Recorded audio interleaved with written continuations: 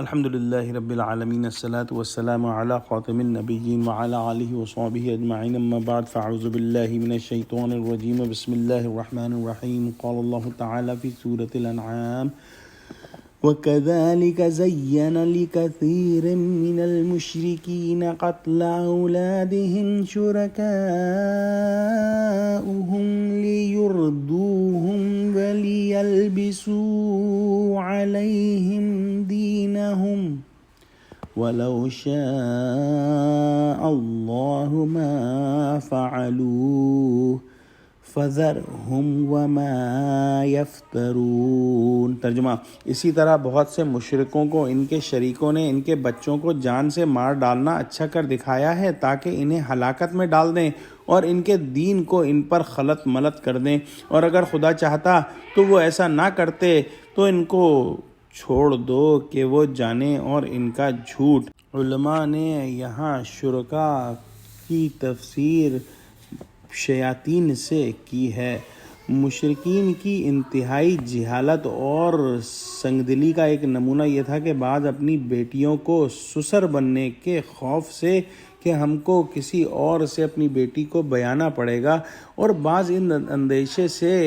کہ کہاں سے ان کو کھلائیں گے اپنے حقیقی اولاد کو قتل کر دیتے تھے، اور بعض اوقات اس طرح کی جاہلانہ منتیں مانتے تھے کہ اگر اتنے بیٹے ہو جائیں یا فلاں مراد پوری ہو جائے تو ایک بیٹا فلاں بت کے نام پر ذبح کر ڈالیں گے، اور پھر اس ظلم و بے رحمی کو بڑی عبادت اور قربت سمجھتے تھے۔ شاید یہ رسم شیطان نے سنت ابراہیم کے جواب میں سجھائی ہو۔ یہود میں بھی مدت تک قتل اولاد کی رسم بطور ایک عبادت اور قربت کے جاری رہی، جس کا انبیاء بنی اسرائیل نے بڑی شد و مد کے ساتھ رد کیا۔ بہرحال اس آیت میں قتل اولاد کی ان تمام صورتوں کی برائی بیان فرمائی ہے جو جاہلیت میں رائج تھیں، یعنی شیاطین قتل اولاد کی تلقین اور تزیین اس لیے کرتے ہیں کہ اس طرح سے لوگوں کو دنیا میں بھی برباد کر دیں اور آخرت میں بھی تباہ و برباد کر کے چھوڑیں، اور ان کے دین میں گڑبڑی ڈال دیں، اور جو کہ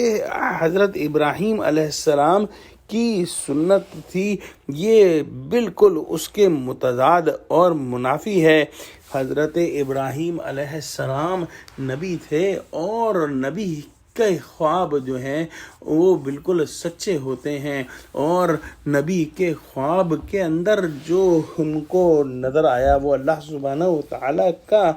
حکم تھا، اس کو شیطانی وسوسوں پر قیاس کرنا کس قدر بڑی نادانی اور جہالت کا کام ہے۔ دعا کرتے ہیں کہ اللہ سبحانہ و تعالیٰ ہم کو قرآن کا فہم عطا فرما اور ہم کو سچوں سے جوڑے، آمین۔ وآخر دعوانا الحمد للہ رب العالمین، السلام علیکم۔